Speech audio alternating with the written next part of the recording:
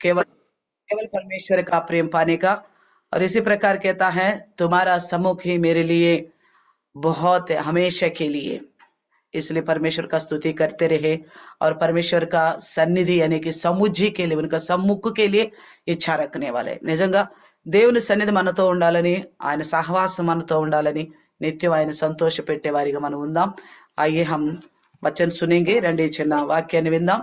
పరిశుద్ధాత్మ దేవుడు మనకు సహాయం చేయాలని, పవిత్రాత్మ परमेश्वर ही हमें मदद करने पाए। आइए हम इस संसार से तो अलग किए गई हैं, हम इस बात पर यकीन करते हैं कि नहीं करते? మనం ఈ లోకం నుండి వేరుపరచబడిన వారం అన్న మాట మనం నమ్ముతామా నమ్మమా? नमताम गदा विश्वास रखते हैं ना, हम इस संसार से अलग किए गए हैं। तो हमारे खोज कहाँ के लिए होनी चाहिए? మరి మన యొక్క మన వెదకేది, మన ప్రయత్నాలన్నీ దేని సంబంధమైనవిగా ఉండాలి? ఈ సంసార్ की होनी चाहिए या स्वर्गीय वस्तु की होनी चाहिए? बताइए।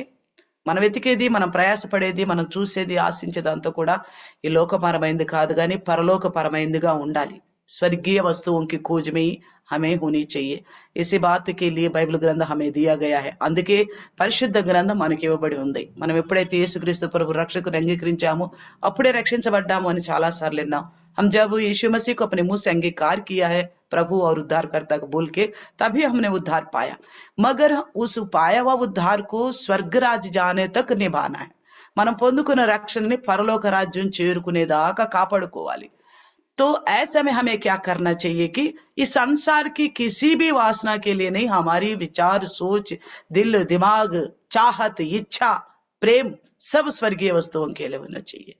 ఈ లోకపరమైన వాటి వైపు కాకుండా మన ప్రతి ఆలోచన, మన ప్రతి విధమైన ఆ వివేకము గాని, తలంపు గాని, మాటలు గాని, వైఖరి గాని, మన ఆశ, ఆరాధన అంతా కూడా పరలోక సంబంధమైనదిగా ఉండాలి।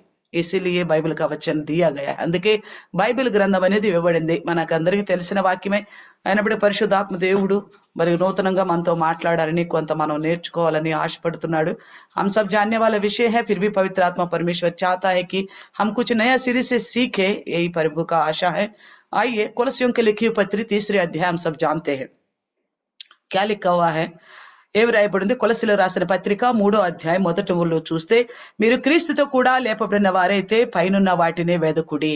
अगर आप मसीह यीशु के साथ जिलाए गए तो ऊपरी वस्तुओं का खोज में लगे रहो, यही बात लिखा हुआ है। మనం క్రీస్తుతో పాటు లేపబడిన వారమని ఎలా చెప్పగలుగుతున్నాం? हम मसीह के साथ जिलाए गए हैं करके कैसे बताए जा रहे? बपतिस्मा के द्वारा हम मसीह के साथ जिलाए गए हैं। బాప్తిస్మం ద్వారా మనం క్రీస్తుతో కూడా లేపబడినాం। అది కూడా మీరు చూడాలి అంటే రోమపత్రిక 6వ అధ్యాయంలో మనకు కనిపిస్తుంది।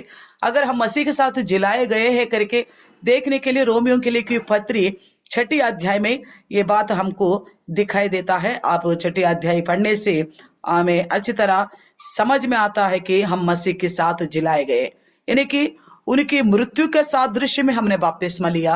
మనం ఆయనకి మరణానికి సాదృశ్యమైన బాప్తిస్మం మనం తీసుకున్నాం। అలాగే ఎలాగో ఆయన తిరిగి లేచాడు, అలాగే మనము కూడా ఇక బాప్తిస్మం ద్వారా పాపముల విషయంలో చనిపోయిన వారమై జీవ విషయంలోను పరిశుద్ధాత్మ విషయంలో లేపబడ్డవారుగా ఉన్నాము, సజీవులుగా ఉన్నాము అని వాక్యం మనకి 6వ అధ్యాయం 1 నుండి 11వ వచనం వరకు కనిపిస్తుంది। हम मसीह के साथ जिलाए गए हैं बपतिस्मा के द्वारा बोल के पहला 6ठी अध्याय रोमियो का 1 से लेकर 11 तक लिखा हुआ है। आप कई बार सुन चुके भी होंगे। तो हमें ऊपरी वस्तुओं को खोज में रहना। ऊपर क्या है? పైన వస్తువుల గురించి వెతకమంటున్నాడు। పైన ఏమున్నాయి? अगर हम अपनी आंखों से देखने से दिन में तो कुछ दिखता ही नहीं है। పగలైతే మనకేం కనిపించదు పైపు చూసినట్లయితే। अगर रात को देखने से कुछ तारे दिखेंगे, चांद दिखेंगे, दिन में सूरज दिखेगा। మనం పగలు చూస్తేనేమో సూర్యుడు, రాత్రి చూస్తేనేమో నక్షత్రాలు, ఇవన్నీ కనిపిస్తుండొచ్చు। ఆ టౌన్లో అయితే కొంచెం విమానాలు వస్తూ పోతూ కూడా కనిపించవచ్చు। अगर शहरों में होता तो कुछ जहाज, हवाई जहाज आ रहा है जा रही है, सब दिख सकता है। अगर इससे ज्यादा हमसे ज्यादा खोज में है, ऊपरी वस्तुओं को खोज में है कुछ लोग, उन लोगों को हमसे कुछ और अनोखी चीजें दिखता है। కొంతమంది మనకంటే ఇంకా కొంచెం గొప్పగా చూడగలిగిన వారు ఉన్నారు। విశ్వంలో ఏముందా అని వారికి ఇంకేదో గొప్ప విషయాలు కనిపించవచ్చు। वो क्या हो सकता है? क्या क्या कितना सूरज है, कितने चांद है, कितने धरती हैं, कितने क्या कुछ है, ग्रह है विश्व में, ये सब उनको दिखता होगा। ఎన్ని ఉన్నాయి, ఏం గ్రహాలు ఉన్నాయి, ఎన్ని నక్షత్రాలు, ఎన్ని సూర్యులు ఉన్నారు, ఎన్ని చంద్రులు, ఎన్ని భూములు ఉన్నాయి, ఇవన్నీ మాత్రమే కనిపించవచ్చు। लेकिन हम विश्वासी सोचते हैं ऊपरी वस्तुओं को खोज में तो क्या ऊपर हमको नजर आता है.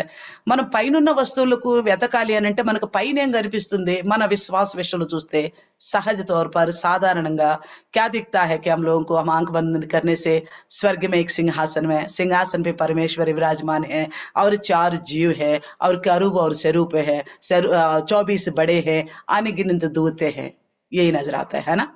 మనం కళ్ళు మూసుకుంటే పరలోక సంబంధమైన మనకి ఏం కనిపిస్తాయి, ఆ ఒక సింహాసనం వేయబడి ఉందని, అక్కడ తండ్రిని దేవుడు మరి కూర్చుని ఉన్నాడని, 4 జీవులు, 24 పెద్దలు, కెరూబులు, సెరూబులు, లెక్కలేనని కోట్ల కొలది దేవదూతలు అది కనిపిస్తుంది. క్యా ఉनको हम खोजना है, क्या వాళ్ళనే మనం వెతకాలా? वो तो दिख ही रहा है हमको, दिख रहे ना विश्वास के द्वारा, दिख रहे ना, కనిపిస్తుంది కదా మనకి విశ్వాసం ద్వారా. फिर खोजना क्या है, మరి ఇంకా వెతకాల్సింది ఏంటంటే ఆ పైన ఉన్న వాటిని వెతకాల్సిందంటే పైన ఉన్నది ఏంటి, పైన ఉన్న దాని గురించి వెతికే విషయంలో మరి పరిశుద్ధాత్మ దేవుడు నాకు కలిగించిన అవకాశాన్ని అవగాహన బట్టి మీతో పంచుకోవాలనుకుంటున్నాను. ऊपरी वस्तुओं का और ऊपर से क्या समझ मिलता है हम लोगों को, उसके बारे में पवित्र आत्मा परमेश्वर ने मुझे जो सोच दिया आपके सामने रखना चाहती हूँ. देखिए याकोबु पत्रिका, याकोबु पत्रिका 3వ అధ్యాయము, याकोब की लिखी हुई पत्री 3रे अध्याय 17 वचन पढ़ेंगे. याकूब की लिखी हुई पत्री 3रा अध्याय 17, యాకోబు పత్రిక 3వ అధ్యాయము 17 వచనముని చూద్దాం. పైనుండి వచ్చు జ్ఞానము మొట్టమొదట పవిత్రమైనది, తర్వాత సమాధానకరమైనది, మృదువైనది, సులభముగా లోబడినది, కనికరముతోను మంచి ఫలముతోను నిండుకున్నది, పక్షపాతమైనను వేషధారణను లేనిదనై యున్నది. ऊपर की ज्ञान, ऊपर से आने वाला ज्ञान के बारे में. ऊपरी वस्तुओं को खोज हमने सुना है, शारीरिक तौर पर खोजने वाले हैं, साधारण आंखों से खोजने वाले हैं, कुछ ज्ञानी हैं खोजने वाले हैं, उनसे बढ़कर विश्वासी भी कुछ हद तक खोजता तो परमेश्वर, 4 केरूब स्वरूप, अनगिनत दूत, ये दिखता है हमें. ठीक बात है. మనం శారీరకంగా చూస్తే మనకి లోకంలో చుక్కలు అవి కనిపిస్తున్నాయి, ఇంకా జ్ఞానులైతే గ్రహాలు అవన్నీ భూగోళాలన్నీ చూడగలుగుతున్నారు. అయితే విశ్వాసులైతేనే కళ్ళు మూసుకుని తండ్రి దేవుని సింహాసనం ఇవన్నీ చూడగలుగుతున్నారు. लेकिन पवित्रात्मा परमेश्वर हमें ऊपरी वस्तुओं को खोज में ले रहने के लिए कहा. పరిశుద్ధాత్మ దేవుడు మనకు పైనున్న జ్ఞానం గురించి, పైనున్న వాటిని గురించి ఆలోచన చేయమంటున్నాడు. ऊपरी वस्तुओं को खोज माने वो क्या बात है. याकूब की लिखी पत्री, आपके पास भी हिंदी बाइबल होगा, आप उसमें पढ़ के देख सकते हैं. 3रे अध्याय 17 वचन को पढ़ेंगे. 3:17 देखिए, पर जो ज्ञान ऊपर से आता है वह पहले तो पवित्र होता है, फिर मिलनसार और कोमल और मृदुभाव और दया, अच्छे फलों से लदा हुआ, पक्षपात और कपट रहित होता है. हमें इसे हासिल करनी है.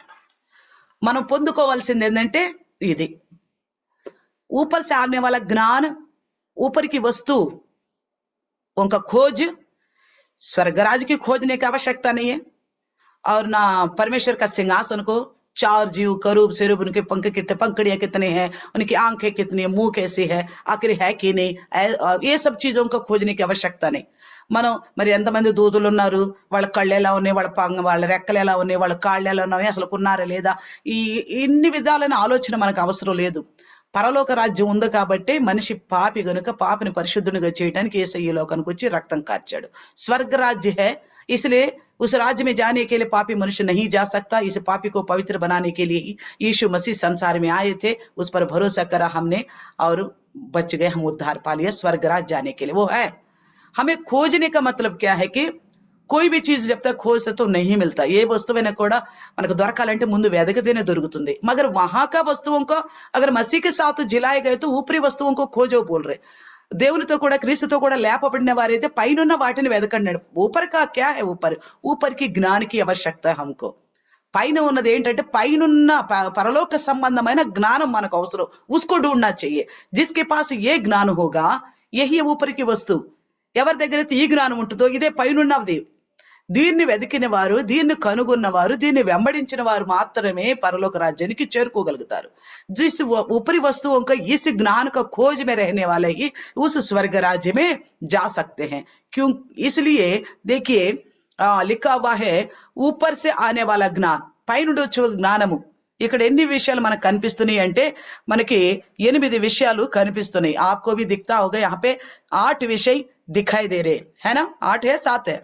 क्या लिखा है? एक तो पवित्र है, दूसरा मेल मिलाप समाधान है, और मृदु मृदुवैनदी, हिंदी में भी यही लिखा हुआ है। हिंदी में भी देखते हैं तो एक ज्ञान, ऊपर से पहले तो पवित्र होता है, मिलनसार, कोमल, मृदुभाव, दया, अच्छे फल से लदा हुआ, पक्षपात नहीं करता और कपट रहित। 8 विषय हमको यहाँ पे दिखाई दिया ना, 8 विषय हमको दिखाई दिया है। तो తెలుగులో కూడా ఇదే రాయబడి ఉంది, పవిత్రమైనది, సమాధానమైనది, మృదువైనది, సులభముగా లోబడినది, కనికరముతోను మంచి ఫలముతో నిండుకునేది, పక్షపాతం లేనిది, వేషధారైన లేనిది। इस वस्तु की खोज करना, इन चीजों की खोज करना है। వీటిని గురించిన ఆలోచన, వీటిని పొందుకోవాలనే ఆశ మనకు కావాలి। इनके बिना हम प्रभु के परमेश्वर के राज्य में, इन चीजों के बिना हम प्रभु के राज्य में नहीं जा सकते। ఈ విషయాలు మనలో లేకుండా మనం పరలోక రాజ్యాన్ని చేరుకోలేము। इसलिए अगर इन वस्तुओं की कितनी हमारे जिंदगी में आवश्यकता है, क्या जरूरी है, और इसको लेकर पवित्र ग्रंथ क्या बताती है, ఈ విషయాలు నిజంగా మనకు అంత అవసరమా? వీటిని గురించి మరి పరిశుద్ధాత్మ దేవుడి గ్రంథం ద్వారా మనకి ఏమి రాయించి ఉంచాడు, వీటిని ధ్యానం చేసుకుందాం। ముందు మొట్టమొదట పవిత్ర, सबसे पहले जो है మొట్టమొదట పవిత్రమైనదే అనగా పవిత్ర బైబిల్ में क्या चीज पवित्र करके बताया गया, बताइए। బైబిల్ గ్రంథంలో ఏది పవిత్రం అని చెప్పండి। మీరు తొందరగా, నేను ఒకే బైబిల్ తొందరగా తెరవగలుగుతాను, రెండు అనేటప్పుడు ఆలస్యం అయిపోతుంది। मैं एक ही बाइबल को फटाफट खोल सकती हूँ, तो 2 बाइबल खोलने में टाइम ज्यादा हो सकती है, इसलिए मैं कोटेशन बताती हूँ, आप फटाफट लिखिए या तो देखिएगा। देखो पवित्र क्या चीज है, బైబిల్ గ్రంథం में बताती है कि పవిత్రమైనది ఏందో బైబిల్ చెప్తుంది చూడండి। కీర్తన గ్రంథము 12వ అధ్యాయము, భజన సంహిత 12 अध्याय 6 वचन में लिखा हुआ है। భజన సంహిత 12:6, కీర్తన గ్రంథము 12:6లో రాయబడిన చూడండి ఏది పవిత్రమైందో। యెహోవా మాటలు పవిత్రమైనవి। समझ में आ गया? దేవుని మాటలు, परमेश्वर यहोवा का बात पवित्र है, ठीक है। ऊपर वस्तुओं को खोज में एक परमेश्वर ऊपर है, उसकी बातें कैसे है, पवित्र है। దేవుడు పరలోకమందున్నాడు, ఆయన మాటలు ఎలాంటివట, పరిశుద్ధమైనవి। हमें भी ढूंढने की क्या आवश्यकता है, किस चीज की ढूंढना है हमें, మనం దేనిని వెదకాలంటే ఆయన పరిశుద్ధమైన మాటలను వెదకాలి। क्यों पवित्र बातों को ढूंढना है, ఎందుకు ఆయన పరిశుద్ధ మాటలను ఎతకాలి అంటే అవి మట్టి పూసలో 7 మారులు కరిగి ఊదిన వెండి అంత పవిత్రములైనవి। समझ में आ गया? सुनार के पास ले जाते सोना चांदी को, वो कितनी बार उसको ताया करता है, तापमान में डालता है, गर्म में डालता है, उसको अंगूठे में उसमें डालते हैं और उसको इतना गर्म कर देता है कि उसके अंदर का सारा मस्ट निकल जाने के बाद जो निखर आता है ना सोना, उस प्रकार का परमेश्वर की बात में इतना खरा निकलता है, पवित्र है, यानी कि वचन। समझ में आ गया? ऊपरी वस्तुओं को खोज में एक ध्यान करने वाली बात है, पवित्र जो है परमेश्वर का वचन, ठीक है। अब परमेश्वर का वचन, దేవుని వాక్యం పరిశుద్ధ में, तो फिर हमने खोज लिया, मालूम पड़ गया परमेश्वर के बात पवित्र है, तो इससे हमें क्या मिलता? फिर परमेश्वर पवित्र है, पवित्र लोग ही उसके राज्य में रहेंगे।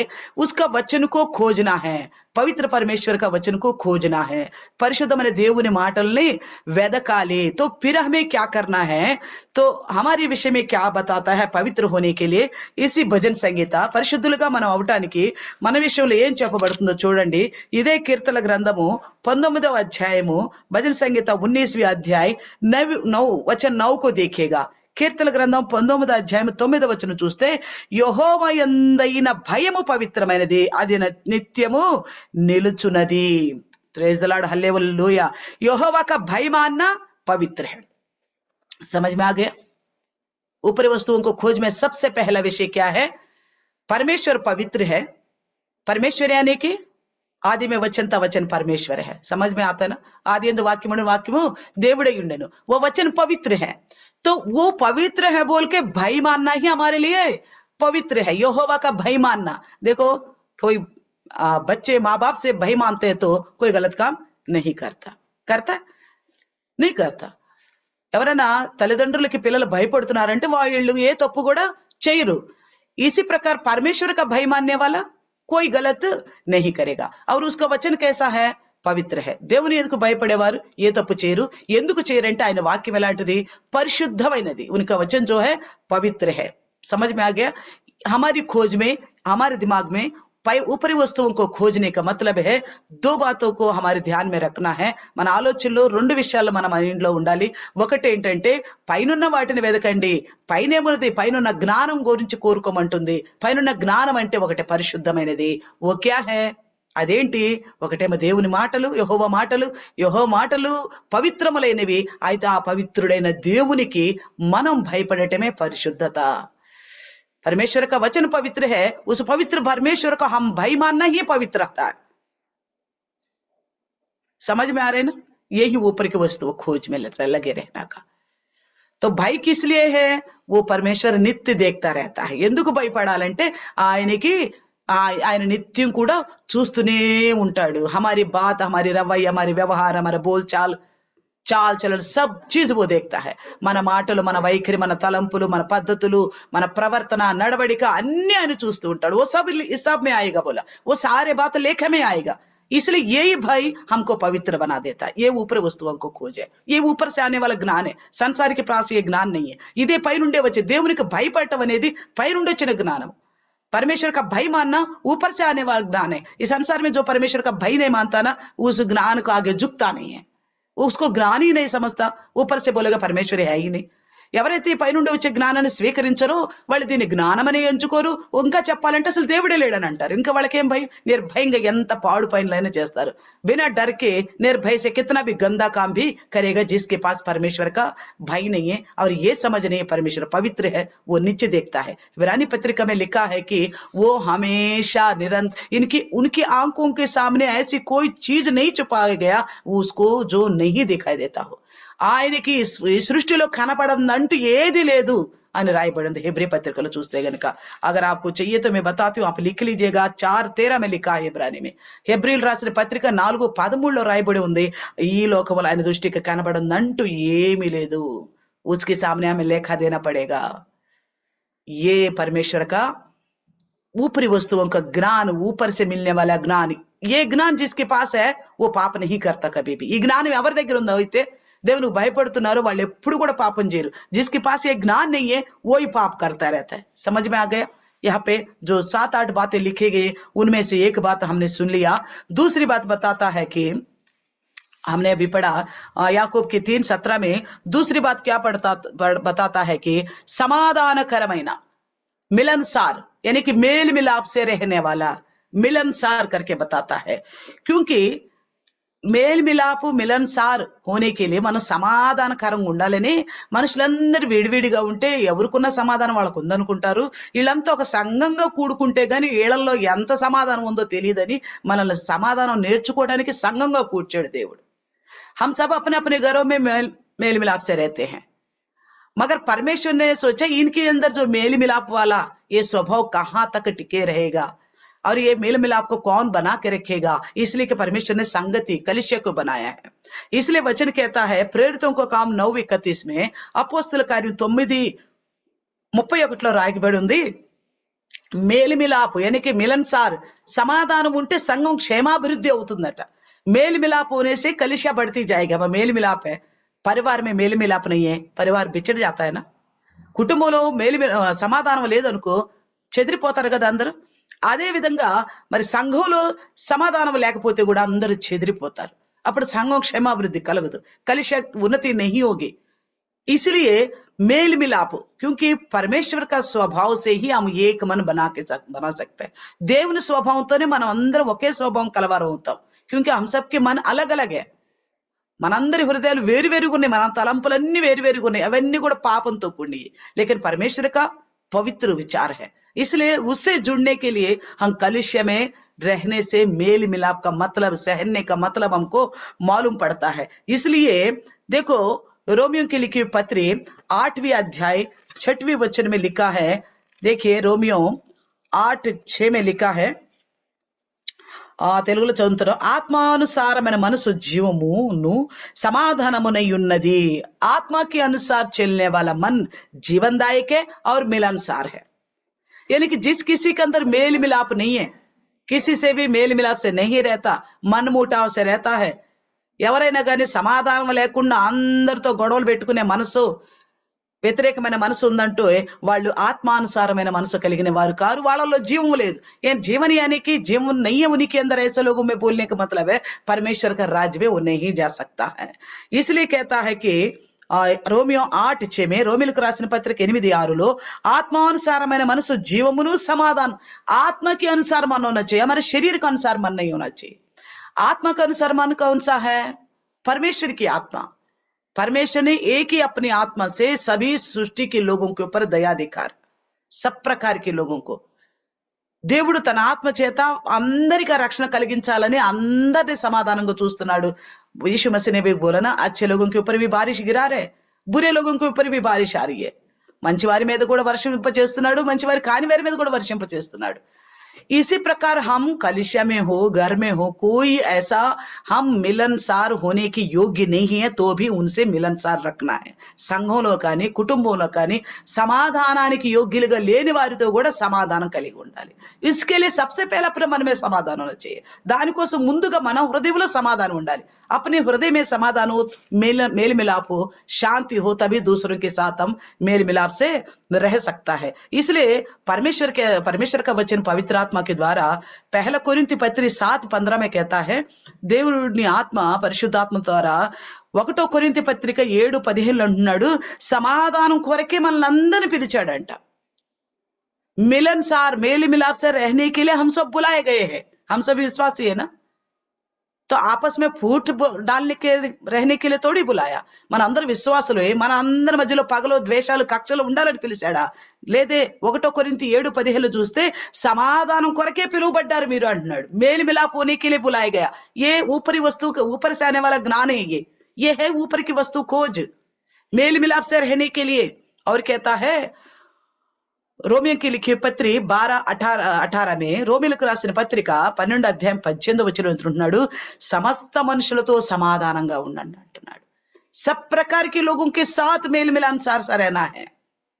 सब प्रकार के, कोई दुष्ट है उससे भी मेल मिलाप से रहो, मन में कुछ भी खोट मत रखो। दुष्ट इंसान हो तो भी, చెడ్డవారైనా సరే సంఘంలో ఉన్నారు, కుటుంబంలో ఉన్నారు, వాళ్ళతో కూడా సమాధానం అంటే వాళ్ళ పాపంలో పాలిభాగస్తులు అవ్వని మన కాదు। मिलनसार रहने का मतलब है वो पाप कर रहे तो तुम भी पाप करो, इस प्रकार का नहीं है।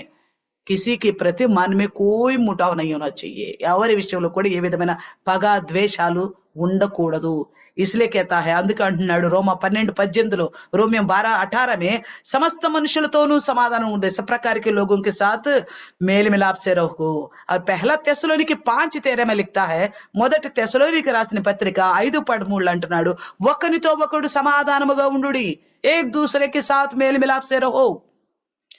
और लिखिएगा रोमियो की लिखी हुई पत्री 14 और 17 में रोमा 14:17 प्रभु का राज्य के बारे में बताता है। परमेश्वर का राज्य ना कोई पानी है ना कोई खाना है, क्या है? मेल मिलाप। దేవుని రాజ్యము భోజనము కాదు, పారము కాదు గాని సమాధానము అన్నాడు। परमेश्वर का राज्य कहाँ है? ऊपर है। तो उसका खोज में रहने वाला, उस राज्य में जाने के लिए चाहने वाला, దేవుని రాజ్యము పరలోకంలో ఉంది। ఆ రాజ్యంలోకి పోవాలనుకునే వాళ్ళు ఎలా ఉండాలి? సమాధానం, దేవుని రాజ్యము సమాధానముతో కూడింది కాబట్టి మనం ఈ భూమి మీద ఈ సంఘంలో ఆ సమాధానం నేర్చుకుంటే ఆ సమాధానకర్త అయిన దేవునితో మనం ఉండగలుగుతాం। हम इस धरती के ऊपर मेल मिलाप एक दूसरों से रखना सीख पाएंगे तो वो समाधान देने वाला परमेश्वर के साथ हम रह पाएंगे। हिब्रानियों की लिखी पत्री 12:14 में बोलता है, हिब्रीలకు రాసిన పత్రిక 12:14 అంటాడు, అందరితోనూ సాధ్యమైనంత వరకు అందరితోనూ సమాధానంగా ఉండండి। हो सके तो सबके साथ मेल मिलाप से रहो, सबके साथ। देखो कोई फर्क नहीं बता रहे परमेश्वर यहाँ पे। ये ऊपरी वस्तुओं का खोज है, ये ऊपर से आने वाला ज्ञान है। मेल मिलाप रखना, ऊपर की वस्तु खोज, ऊपर का ज्ञान को पाना है।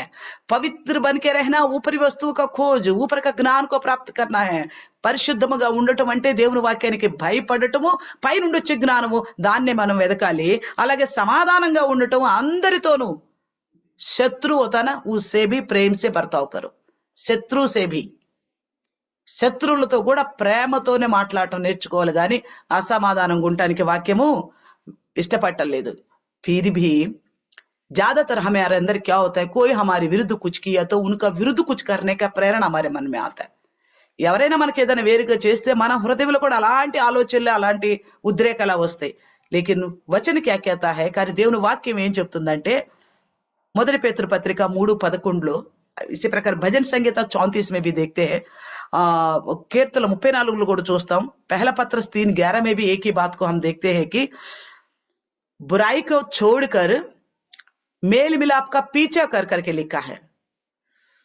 కీడుని విడిచిపెట్టాలంట, సమాధానాన్ని వెదకి వెంటాడాలట.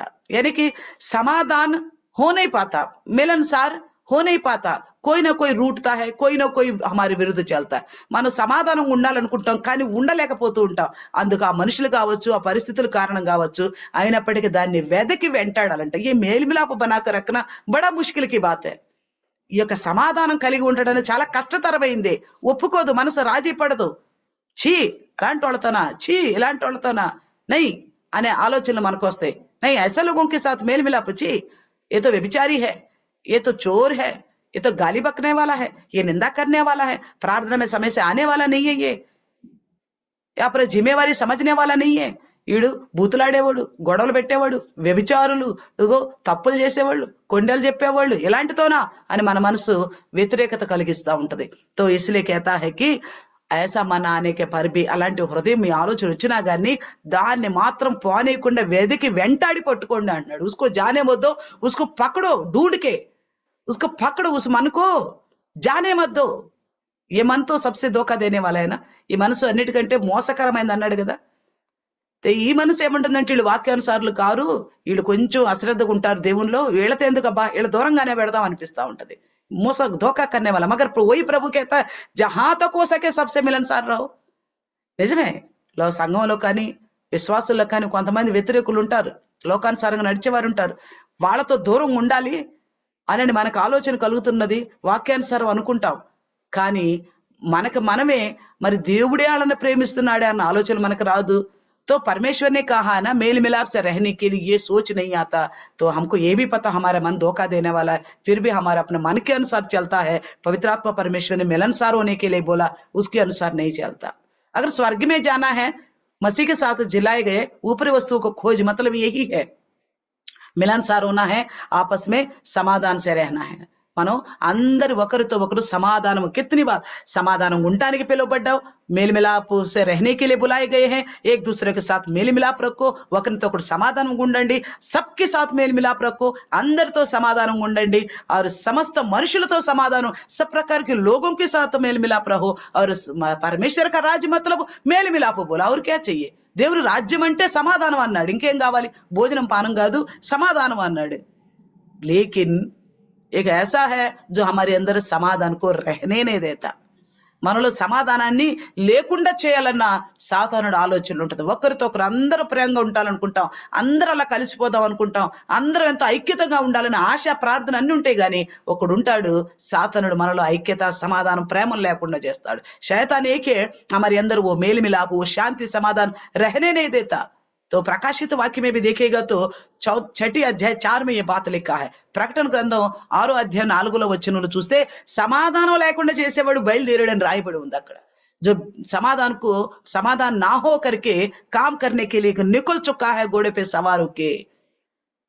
ప్రకాశిత వాక్య ప్రకటన గ్రంథం 6:4 మాట రాయబడి ఉంది. वो काम हमारे अंदर नहीं होने देना है. సమాధానం లేకుండా ఒక విశ్వాసి ఉండకూడదు, ఎట్టి పరిస్థితులైనా కానీ సమాధానంగా ఉండాలి. किसी भी तरह का हालत क्यों ना हो, हमारे अंदर समाधान, मेल मिलाप होना चाहिए. समझ में आ रहे. परमेश्वर का ज्ञान, ऊपरी की वस्तुओं का खोज, एक तो पवित्र, परमेश्वर का वचन पवित्र है, दूसरी उसका भय मानना हमारे लिए पवित्र है. దేవుని మాటలు పరిశుద్ధమైనవి, ఆయనకు భయపట్టు మన కోసం పవిత్రమైనది. అర్థమవుతుంది కదా. రెండోది అందరి విషయంలో సమాధానంగా ఉండాలి, అందుకే దేవుడు మనల్ని పిలిచారు. दूसरी बात क्या है, सबके विषय में मेल मिलाप से रहना, उसी के लिए प्रभु हमको बुलाया है. और तीसरी विषय देखेगा तो मृदुवैना, यहाँ पे कोमल करके लिखा है 3:17 में याकूब का, मृदुवैना करके बोल रहे हैं. यानी कि हमारे अंदर हमारी बातों का तरीका ही मृदु, यानी कि बहुत मुलायम जैसी बातें होनी चाहिए, कड़क नहीं होना चाहिए हमारी बातें. మన మాటలు కఠోరమైన మాటలుగా ఉండకూడదు. ऊपर की ज्ञान का विषय को सोचना, ऊपर का ज्ञान मतलब ऊपर क्या है करके सोचने से हम प्रभु के राज्य में नहीं जाएंगे. పరలోక రాజ్యం ఇంకే ఉంది లేక ప్రకటనల గ్రంథంలో చెప్పబడి ఉంది. ఓ స్ఫటికం లాగా ఒక నది పారుతుంది, జీవవృక్షాలు ఉండి అయ్యుండి ఇయ్యుండి అన్ని వాస్తవాలు మనం ఆలోచించిపోయా అన్నీ ఉండే. కానీ అక్కడికి పోవాలంటే మనం ఎలా ఉండాలో చెప్తున్నాడు. स्वर्गराज्य कैसा है? एक नमक के एक नदी के समान है और एक 12 महीने फल देने वाला वृक्ष है ना. वहां पे 12 खंबे हैं और 12 का नाम है. वहां पे प्रभु का राज्य में 12 गोत्रों का और वहां पे सेरूब केरूब ये सब कुछ सोचना वो तो है, तुम सोचो ना सोचो है, मगर वहां जाने के लिए हम क्या करना, कैसा रहना, उसके बारे में सोचना, ये स्वर्ग का ज्ञान है, ऊपर से आने वाला ज्ञान है. इसलिए बोलते हैं यहाँ पे मृदुवैना, कोमल, हमारी बातें कोमल होना चाहिए. कुछ लोग बोलो कलिशे में भी देखो या घरों में भी देखो, ज्यादातर बहुत कम लोग होते कोमलता से बर्ताव करने वाला. अच्छी बात को भी ऐसा बोलता है कि सामने वालों को नहीं मैं नहीं करता ऐसा माना जाता है. మంచి మాటను కూడా కొంతమంది ఎలా మాట్లాడతారంటే తెలుగులో చక్కగా ఉంది, కట్టెరకు తీసి పొయ్యిలో పెట్టినట్టు మాట్లాడతారని. తెలుగు में कहावत है, लकड़ी को एकदम तोड़ा चोला में डाल दी, ऐसा बोलते हैं कुछ लोग. कुछ लोग बोलते हैं देखो अरे बेटा क्या कर रहे, चल थोड़ा काम करो, ये बोलना सर क्या करते हो, ये कैसा लग रहा है. कुछ लोग बोलते हैं आपको कोई काम नहीं, यहाँ बैठ के क्यों ऐसा उल्लड़ बचाते हो, ऐसा बोलते हैं. कुछ लोग क्या बोलते हैं, हम आए प्रार्थना में, ये शोभा देते हैं हमारे लिए, यहाँ बैठ के ये वचन सुनने के लिए आए ना, क्यों यहाँ पे बैठ के तुम उल्लड़ मचा रहे हो, ऐसा भी बोल सकता है. कई बार पासवान बोलता है ना, उनको अच्छा लगता है, तेरी मम्मी कहाँ है, तेरी मम्मी का आदमी कहाँ है बोलना, क्या कितना अंतर होता है. మీ నానేడు అంటే ఎలా ఉంది, మేము మొగుడేడు అంటాం ఎలా ఉంది అని చెప్పి చాలా సార్లు చెప్తా ఉంటాడు కదా. మీ నాన్న ఏడి అని అడగటం ఎలా ఉంటది, మేము మొగుడేడు అని. कुछ लोगों का बात ऐसा होता है, तुम्हारा पापा कैसा है पूछना अलग होती है, मगर तेरा माँ का आदमी कहाँ है कुछ पूछना कैसा होता है ना. इसलिए हमारी बातें, इसलिए देखो कई अच्छा मन हमारी पवित्र जिंदगी है, वचन में खोज में लगे हुए हैं, स्वर्ग राज्य का जिंदगी सब विषयों में है. మనలో మన పరిశుద్ధులమే పరలోక రాజ్యానికి వెళ్ళాలన్న జీవితం కూడా మనలో ఉంది. కానీ మృదువైన మాటలు లేకపోవటాన్ని బట్టి మన సాక్ష్యం దెబ్బతింటుంది. अच्छे బర్తావ్ నావునికి వజహ से మంచిగా మృదువుగా మాట్లాడలేకపోవటం వల్ల మన మంచి జీవితం అంతా కూడా పాడైపోయినట్టే. మనల్ని ఎవరు విశ్వాసులకు కూడా గుర్తించరు. అన్నిటికంటే మనల్ని పట్టించేది ఏంటి, మన మాటలే మనల్ని పట్టిస్తే వాక్యం చెప్పటంలో सबसे हमको कौन पकड़वाता है, हम कैसा इंसान है, हमारा बात ही हमको पकड़वाता है, हम कैसा इंसान है. इसलिए यीशु मसीह हमारे सामने है, इतना मृदु भाषा बोलने वाला है यीशु मसीह. वो उनकी आवाज कैसी है, उनकी बातें कैसी, उनके रवैया कैसे బైబిల్ में लिखा है. యేసుక్రీస్తు ఎలా మాట్లాడేవాడు, ఎలాంటి స్వభావం కలిగినవాడు, ఆయన స్వరం గాని ఆయన కంఠం గాని ఎక్కడైనా వినపడిందా, ఆయన ఎలా ఉండేవాడని మనకు స్పష్టంగా తెలియపరచబడుతున్నప్పుడు మనం అందరూ కూడా సమాధానంగా ఉన్నప్పుడు ఇంకా ఈ గైగై నడిచేది ఎక్కడి నుంచి వస్తుంది. हम सबसे मिलनसार रहेगा तो कहाँ हमारी बात कठोरता से निकलेंगे, मृदु तो निकलेगा ना, कोमल ही हमारी बात होंगी. इसलिए बोलता है कि हम पे पत्रस की पत्री 3 अध्याय 4 वचन में लिखा है. देखिए पत्रस, पहला पत्रस 3:4, మొదటి పేతురు 3:4 రాయబడి ఉంది. 3:4 సాధువైనట్టు మృదువైన గుణము, देखो साधु और मृदु कोमलता का गुण होना चाहिए करके बता रहे.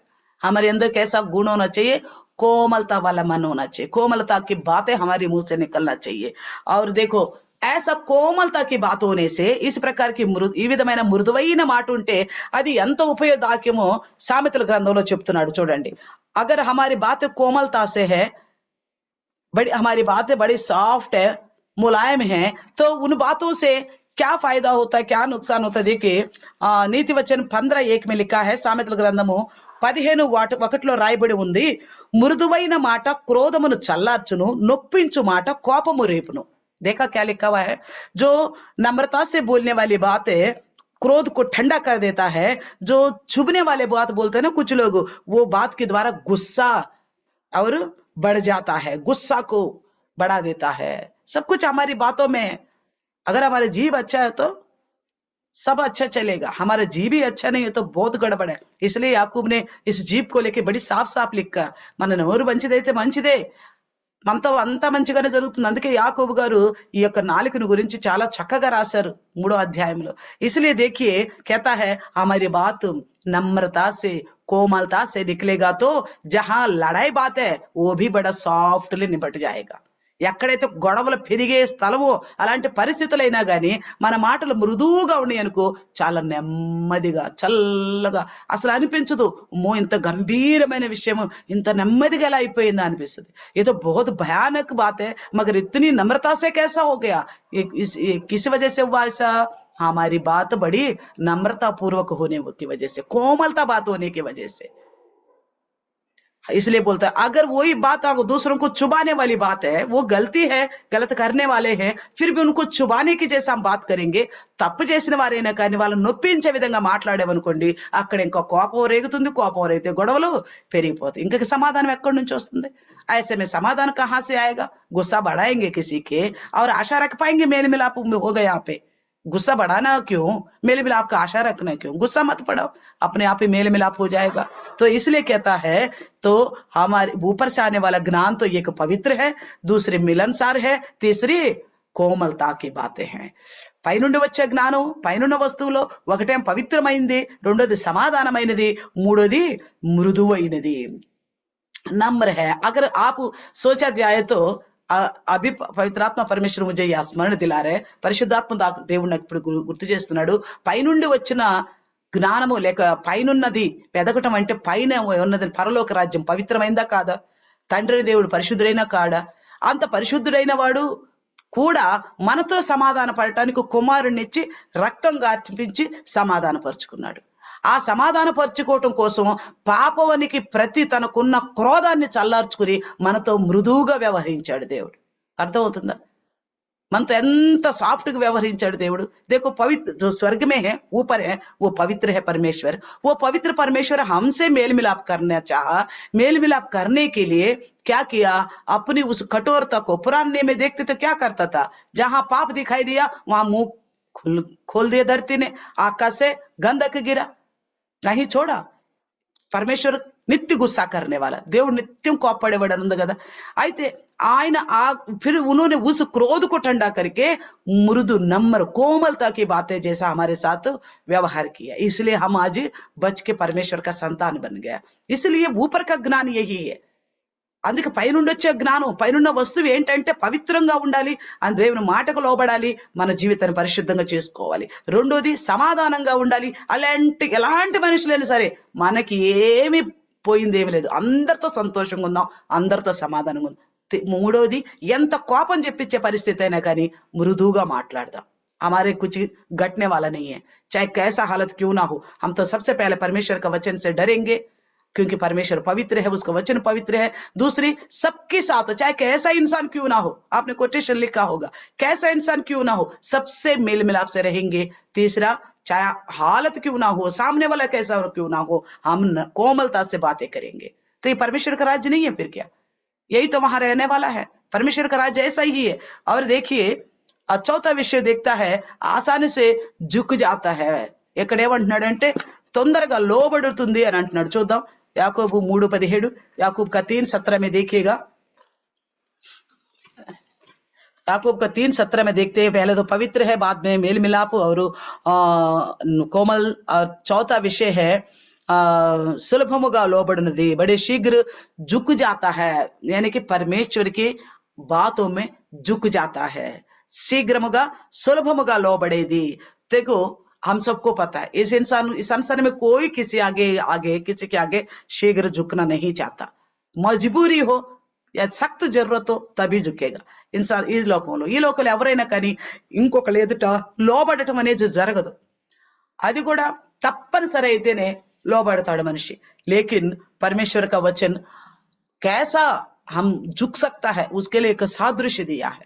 మనం ఎలా లోబడాలో అనే దానికి ఒక సాదృశ్యాన్ని మన ముందు ఉంచాడు। कुमारुडैन यीशु प्रभुल वार मन तेलुसु, पुत्र यीशु मसीह को हम जानते हैं। वो कौन है? परमेश्वर के साथ वचन था। वो कितना परमेश्वर की इच्छा का अधीन हो गया, ఆయన ఎంతగా దేవుని ఇష్టానికి లోబడిపోయాడు। వాక్యాలు రాయబడి ఉన్నాయి, సిలువ మరణము పొందినంతగా విధేయ చూపాడంట। वो स्वयं परमेश्वर की महिमा है। యేసుక్రీస్తు ఎవరు? యేసుక్రీస్తు యోహాను సువార్త 17 అంటాడు, నీ రాజ్యంలో నాకు ఎట్టి మహిమ ఉన్నదో అంటాడు। ఆయన దేవుని మహిమ।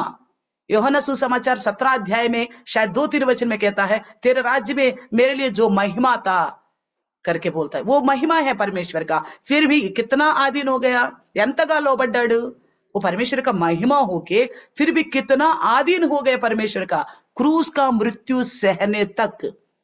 हम तो इतनी सी बात हमारे खिलाफ होने वाला हो तो हमारी ईगो बीच में आ जाती है, मैं हूं करके स्वभाव बीच में आ जाती है। कहीं हमें झुकना पड़ रहा तो ఎక్కడన్నా మనం లోబడాల్సి వస్తుంది ఎవరికన్నా అంటే, నేనా ఈ మనిషికా, ఛీ ఇలాంటి మనిషితోనా, మనం అలా ఆలోచన చేస్తాం।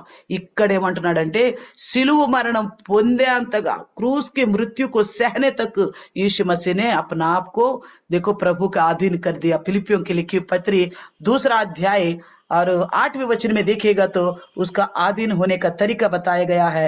देखिए, ఆయన ఆకారమందు మనుషునిగా కనబడి మరణము పొందినంతగా అనగా సిలువ మరణం పొందినంతగా విధేయత చూపిన వాడే తన్ను తాను తగ్గించుకునేను। यानी कि देखो बोलता है वो पुत्र, वो जो आकार में मनुष्य का रूप में दिखाई दिया और मृत्यु को पाने की, यानी कि क्रूस की मृत्यु की पाने तक विधेयता को दिखाया और अपना आप को कम किया है। अधीन होने का मतलब क्या है, हम कम, अपना आप को कम करना, मन మనం తగ్గించుకోవటం। परमेश्वर का वचन क्या बोलता है, अपना आप को जो कम करेगा ऊंचा किया जाएगा, ఎవరికి వారు తగ్గించుకుంటే వాళ్ళు హెచ్చించబడతారు। हम इस प्लान से अपने आप को कम ना करें। बहुत सारे लोग है, నువ్వు సహించితే గనుక దేవుడు వాడిని అట్ట కొట్టాలి అట్ట కొడతాడయ్యా, నువ్వెందుకు, నువ్వు పగ తెచ్చుకోబాకు, దేవుడు పగ తెచ్చుకోవటం నా వంతు అన్నాడు కదా అనగానే, ఆహా దేవుడు పగ తెచ్చుకుంటాడా, అయితే నేను పగ పెట్టుకోలే అంటాడు। అది కాదు అసలు స్వభావం। तो सादृश्य के लिए मैं बताना चाहती हूँ, देखो बोलते हैं ना, तू बदला मत ले ले, बदला लेना परमेश्वर का काम है, तू चुप रहो, बदला परमेश्वर आप लेगा, तू क्यों बेकार में बीच में आ रहे, हम किसी को बोलेंगे ना। तो परमेश्वर का वचन को वो इतना इच्छा से अपनाता है उस जगह, वो चाहता मेंटली माइंड में, अच्छा उस सामने वाले को परमेश्वर बदला ले जरूर, ऐसा नहीं, क्षमा हम करना है बस। बदला लेने का स्वभाव, उसका नुकसान, शत्रुओं को भी नुकसान होने का इच्छा हमारे अंदर नहीं आना चाहिए। శత్రువులు కూడా నష్టం కలగాలన్న ఆలోచన మన మనసులో రానే రాకూడదు। इसलिए बोलता है क्रूस विधेयता दिखाई यीशु मसीह ने अपने आप को पूर्ण रीति से कम करके, యేసుక్రీస్తు ప్రభులో తనకు తాను పూర్తిగా ఎలాంటి విధేయత, ఆయన దేవుని మహిమై ఉండి, वो परमेश्वर का महिमा होके, हेब्रानियों की लिखी पत्री 5:8, హెబ్రీలకు రాసిన పత్రిక 5:8లో కుమారుడై ఉండి శ్రమలలో విధేయత నేర్చుకున్నాడు అంటాడు। इब्रानी की 5:8, हेब्री 5:8 वो पुत्र होकर भी क्लेश में विधेयता सीख लिया, झुकना सीख लिया। हमें कुछ परेशानी आने से हम तो विधेयता भाड़ में गया, झुकना भाड़ में गया, जो मैं हूं वो स्वभाव को बाहर निकाल देते। మనకి ఏదైనా చిన్న సమస్య వచ్చింది అనుకోండి, మనం ఏం చేస్తాము, పక్కన పెట్టేసేసి నేనంటే ఏందో చెప్పాలని ప్రయత్నం చేస్తూ ఉంటాం। ये परम परमेश्वर का पुत्र होकर भी क्लेश में और सीखा, कितना और झुकना है मुझे, कितना अपने आप को कम करना, एक सादृश्य है, यही ऊपर का ज्ञान। तभी हम स्वर्गीय वस्तु को खोजने वाले, तभी परमेश्वर के राज्य में पहुंचने वाले हैं। तो वचन बोलता है, याकूब बोलता है, कोई भी झुकने के लिए क्या करता है, याकूब का 3:3 में, యాకోబు పత్రిక 3వ అధ్యాయం 3వ వచనంలో ఏముందంటే, గుర్రాన్ని కంట్రోల్ చేయాలంటే దానికి కళ్ళెం వేస్తాడంట। घोड़े को कंट्रोल में रहने के लिए उसको लगाम लगा देते हैं। हमारे लिए क्या दिया है, वचन का लगाम दिया है। वचन ही, परमेश्वर का भय ही हमारे लिए एक लगाम है, झुका देता है हम लोगों को प्रभु के आगे। झुकाता कि नहीं झुकाता। कितने लोग आप में से पहले पापी थे, पहले मिलनसार नहीं थे, पहले पवित्र नहीं थे, पहले कोमल नहीं थे, अब पूर्ण रीति से अब कोमल बन गए और पवित्र बन गई है और मिलनसार हो गया। हुआ कि नहीं हुआ? वचन ने क्या किया, आपको झुकाया, ఆధీనం होना सिखाया है।